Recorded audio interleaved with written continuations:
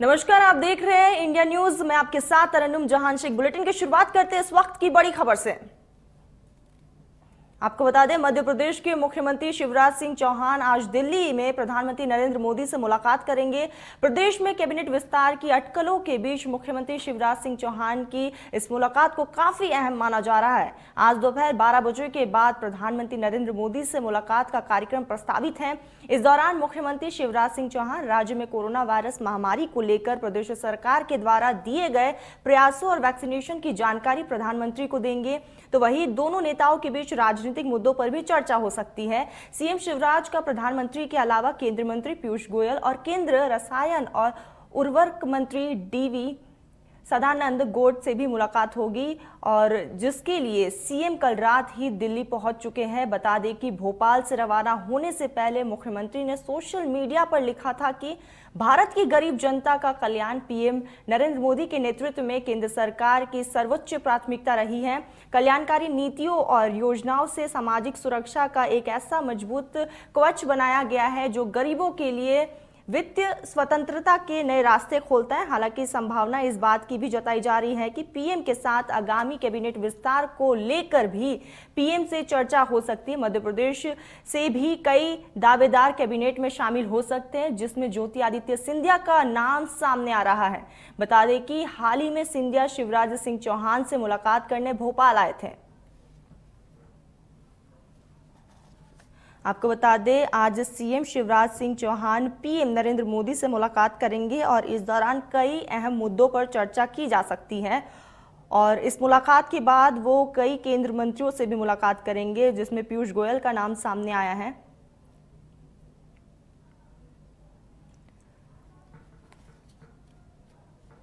Vaccination के अलावा भी कई मुद्दों पर चर्चा की जा सकती है। तो इस खबर पर अधिक जानकारी के लिए हमारे साथ रेजिडेंट एडिटर प्रभु पटेरिया जी हम जुड़ चुके हैं। प्रभु, मैं आपसे ये जानना चाहूंगी कि आज सीएम शिवराज सिंह चौहान पीएम नरेंद्र मोदी से मुलाकात करेंगे, तो ये मुलाकात किन मायनों में काफी खास है? देखिए तरन्नुम, जो मुख्यमंत्री ने कल कैबिनेट की बैठक हुई थी उसमें मुख्यमंत्री ने ये बताया था अपने सभी मंत्रियों को कि वो आज प्रधानमंत्री से मिलेंगे। और सबसे बड़ी बात यह है कि कोरोना की जो तीसरी लहर पर जिस तरीके से मध्य प्रदेश में काबू पाया गया है, कोरोना के दौरान जो काम हुए हैं और तीसरी लहर से बचने के क्या उपाय किए जा सकते हैं, तो उसकी जो तैयारियां चल रही हैं उस मसलों पर उन्होंने बताया कि उस पर वो प्रधानमंत्री से बात करेंगे। पूरा बातचीत जो प्रधानमंत्री से मुलाकात है, यदि शिवराज सिंह चौहान की तरफ से देखते हैं तो पूरा का पूरा फोकस जो होने वाला है वो इसी मुद्दे पर होने वाला है कि कोरोना की दूसरी लहर से मध्य प्रदेश में कैसे निजात पाई और तीसरी लहर का क्या मुकाबला कर रहे हैं, क्या तैयारियां कर रहे हैं, किस तरीके से मध्य प्रदेश में हर जिले में नए ऑक्सीजन के प्लांट लगाए जा रहे हैं, किस तरीके से दवाइयों का इंतजाम किया जा रहा है, किस तरीके से अस्पतालों में बच्चों के लिए आईसीयू बनाना और बेड बनाना, और जो प्रधानमंत्री की जो एक स्कीम है गरीब कल्याण योजना, जिसमें गरीबों को मुफ्त भोजन देने की, राशन देने की योजना है, उस योजना के क्रियान्वयन के बारे में प्रधानमंत्री को अवगत कराएंगे। इसके अलावा राजनीतिक विषयों पर भी बात हो सकती है। स्वाभाविक तौर पर जैसा हम बता रहे हैं कि मध्य प्रदेश से जो केंद्रीय कैबिनेट का विस्तार होने वाला है, तो मध्य प्रदेश से एक नाम तो बिल्कुल तय माना जा रहा है, वो है ज्योतिरादित्य सिंधिया। जब हाल ही में मुख्यमंत्री से भोपाल आकर मुलाकात उन्होंने की थी, उनको केंद्रीय कैबिनेट में लिया जा सकता है, उनका क्या उपयोग किया जाए, क्या मध्य प्रदेश के लिहाज से बेहतर हो सकता है। इसके अलावा और भी कुछ दावेदार हैं केंद्रीय कैबिनेट में जाने के लिए। कैलाश विजयवर्गीय का एक नाम उसमें लिया जा सकता है, राकेश सिंह जो है जबलपुर के सांसद, उनका नाम है, गणेश सिंह है सतना के सांसद, उनका नाम है।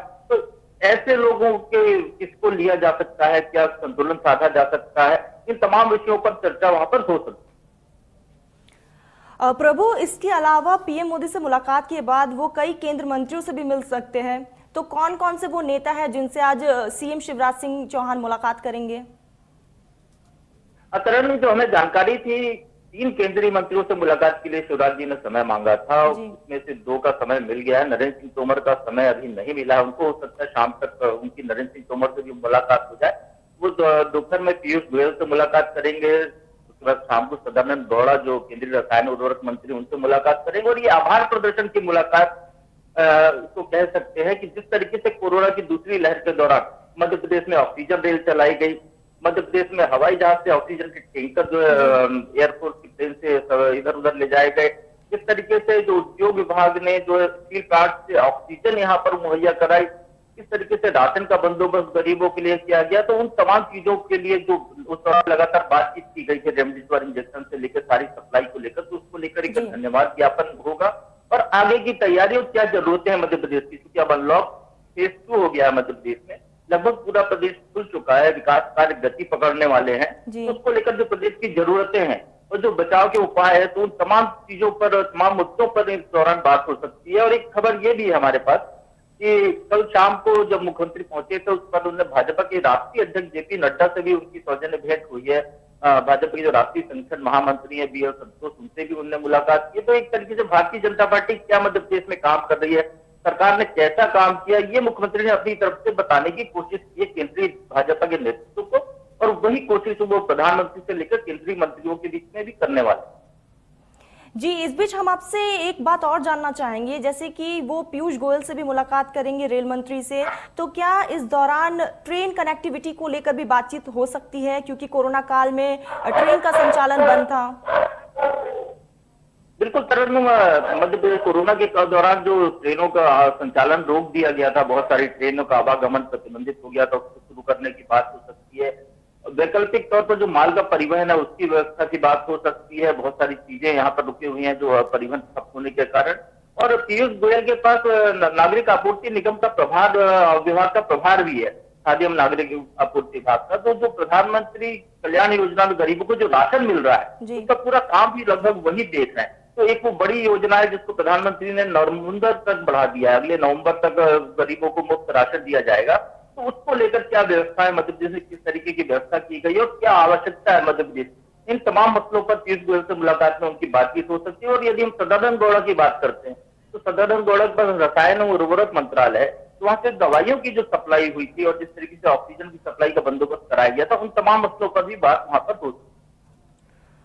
और यहाँ पर हम आपसे ये जानना चाहेंगे विस्तार में कि प्रदेश में कैबिनेट विस्तार को लेकर भी बातचीत हो सकती है, तो इसमें क्या कुछ खास निकलकर सामने आ सकता है? देखिए तरन्नुम, मध्य प्रदेश की कैबिनेट में अभी यदि हम देखें तो 4 पद खाली हैं जी। 31 मंत्री हैं मुख्यमंत्री को मिलाकर, और बाकी के जो 4 पद खाली उनको भरने की बात अभी प्रदेश में उठनी शुरू नहीं हुई है। लेकिन ये जरूर है कि इंतजार किया जा रहा था कि ज्योतिरादित्य सिंधिया को केंद्रीय मंत्रिमंडल में लिया जाए, उसके बाद कुछ तब्दीली की जाए, क्योंकि मध्य प्रदेश की जो भाजपा की सरकार बनी है वो सिंधिया के भाजपा में आने के कारण बनी है। सिंधिया के लगभग 1 दर्जन लोगों को, उनके करीबियों को मंत्री बनाया गया समझौते के तहत। और ये याद रखना होगा कि जब कांग्रेस की सरकार थी तो सिंधिया के करीबी केवल 6 मंत्री उसमें हुआ करते, तो उससे दुगने मंत्री भारतीय जनता पार्टी ने लिए हैं। तो उनमें से किसी को अभी हटाना शायद सरकार के लिए संभव नहीं है, मुख्यमंत्री के लिए। तो नए पद को कैसे भरा जाए, और एक मध्य प्रदेश में विंध्य अंचल जो है वो अछूता रहा है कैबिनेट में प्रतिनिधित्व पाने से, वहां पर कमजोर प्रतिनिधित्व है, मालवा का भी रीजन में भी कुछ कमजोर प्रतिनिधित्व है। इस चीजों को कैसे भरपाई की जाए, इस पर बात जरूर हो सकती है निश्चित तौर पर, लेकिन ये जो कुछ भी होगा सिंधिया के मंत्री बनने के बाद ही हो पाए। जी प्रभु, आप हमारे साथ लगातार बने रहिए। इस बीच एक बड़ी खबर का रुख करते हैं, बीजेपी में बैठक और कार्यक्रम हुआ अनलॉक। आपको बता दें, कोरोना कर्फ्यू हटते ही मेगा शो की तैयारी शुरू हो गई है। 21 से 30 जून के बीच होगी प्रदेश कार्य समिति की बैठक। 1 से 15 जुलाई के बीच जिला कार्य समिति की बैठकें होंगी। 16 से 21 जुलाई के बीच मंडल कार्य समिति की बैठकें होंगी। तो वही 18 जून से 10 जुलाई तक वर्चुअल सत्र का आयोजन होगा। 20 जून पार्टी का केंद्रीय प्रशिक्षण कार्यक्रम होगा। 21 जून को मंडल स्तर पर अंतर्राष्ट्रीय योग दिवस मनाया जाएगा। 23 जून को डॉक्टर श्यामा प्रसाद मुखर्जी का बलिदान दिवस। 25 जून का आपातकाल की बस्ती पर सम्मेलन होगा, बीसी के जरिए ये सम्मेलन किया जाएगा। 27 जून को प्रधानमंत्री की मन की बात होगी।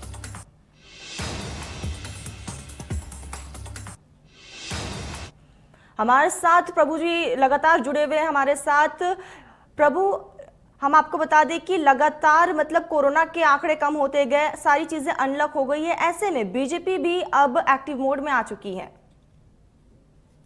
बिल्कुल तरन्नुम, भारतीय जनता पार्टी के एक प्रोसेस है काम करने का, एक तरीका है कि वो अपने कार्यकर्ता को कभी खाली नहीं बैठने देती। उसको हमेशा किसी न किसी टास्क में लगा कर रखती है ताकि वो हमेशा एक्टिव बने रहे, वो निष्क्रिय ना हो पाए। और ये कोरोना के कारण पिछले यदि हम कहें 1 साल से लगभग ये कार्रवाई बंद थी, बीच में जो चुनाव हुए उसकी वजह से जरूर कार्यकर्ता सक्रिय हुए, लेकिन पार्टी के बड़े आयोजन जो नियमित होते रहते थे वैसे आयोजन इस बार नहीं हो पाए। लेकिन दूसरी लहर के बाद जो गाइडलाइन आई है उसका ध्यान में रखते हुए इस पर वर्चुअल आयोजनों पर फोकस किया जा रहा है। 2 दिन से लगातार प्रदेश अध्यक्ष और संगठन महामंत्री बैठकें ले रहे हैं, लेकिन वो वर्चुअली बैठकें हो रही हैं पदाधिकारियों के साथ, उनके जिला अध्यक्षों के साथ, और उसी कड़ी में ये उन्होंने आगे का कार्यक्रम तय किए हैं और ये 18 जून से शुरू होने वाला है और इसमें विषय ये रखा गया है संकट के दौर में राहत। तो इसके मार्फत जो देश के अंदर कोरोना की चुनौती, जिस तरीके से दिग्विजय सिंह का जो बयान आया था 370 को लेकर, एक वो चुनौती उसको लेकर जो माहौल बनाने की कोशिश की जा रही है उस पर बात होगी इस दौरान। इसके अलावा बंगाल में जिस तरीके की हिंसा हो रही है, भारतीय जनता पार्टी आरोप लगा रही है कि उनके कार्यकर्ताओं को मारा जा रहा है, इस तरीके के मसलों पर और चीन से भारत को जो खतरा है, तो इस तरीके के राष्ट्रीय मसलों पर इस दौरान कार्यकर्ताओं के साथ भारतीय जनता पार्टी का वैचारिक आदान प्रदान होगा, उनको बताया जाएगा, उनको सिखाया जाएगा और फिर यही बात वो लेकर नीचे जनता के बीच में जाएंगे। समूह चर्चाओं के दौर चलेंगे। तो इस तरीके से पूरे कार्यक्रम एक बनाया गया है 27 जून तक का, जिसमें भारतीय जनता पार्टी की जो महापुरुष है श्यामा प्रसाद मुखर्जी, उनकी जयंती का कार्यक्रम है, तो उस दौरान भी किया जाएगा। एक आतंकवाद की बरसी भारतीय जनता पार्टी काफी जोर शोर से मनाती है। माफ कीजिएगा, आपातकाल की बरसी, आपातकाल जब शुरू हुआ था तो उसकी बरसी पर जो कार्यक्रम भारतीय जनता पार्टी काफी जोर शोर से मनाकर एक तरीके से कांग्रेस को निशाने पर साधने की कोशिश करती, कांग्रेस और विपक्षी दलों को, कि भारतीय जनता पार्टी वो दल है लोकतंत्र की हिमायती पार्टी। इसको लेकर कार्यक्रम नीचे तक किए जाएंगे, वैचारिक गोष्ठियां होगी, जगह जगह उनकी याद में कार्यक्रम किए जाएंगे। तो इस तरीके से एक पूरी रूपरेखा कार्यक्रमों की बनाई गई है। लेकिन इसके साथ एक चीज और होने वाली है करण, वो बड़ा होने वाला है कि भारतीय जनता पार्टी की 3 साल से प्रदेश कार्य समिति की बैठक नहीं हुई है। अब पूरी कार्य समिति बनकर तैयार हो गई है, तो उसकी बैठक प्लान हो रही है और एक बड़ी बैठक भोपाल में या किसी और स्थान पर हो सकती है। और उसको कैसे किया जाए, इसके लिए समय का इंतजार किया जा रहा है कि अनलॉक फेज 3 आए, जिसमें बड़े कार्यक्रमों की अनुमति मिल जाए, तो उस दौरान उस कार्यक्रम को किया जाएगा। और फिर उसी तर्ज पर नीचे तक भारतीय जनता पार्टी के जिलों की कार्य समिति की बैठक होगी, मंडल स्तर तक बैठक होगी। तो एक पूरा अपने पूरे नेटवर्क को भारतीय जनता पार्टी एक्टिव करने के लिए ये पूरा एक कार्यक्रम उसने जारी किया है, जो जून महीने में तो चलेगा ही, जुलाई में भी इसका इफेक्ट देखने को मिल सकता है। जी प्रभु जी, हमारे साथ जुड़ने के लिए आपका बहुत बहुत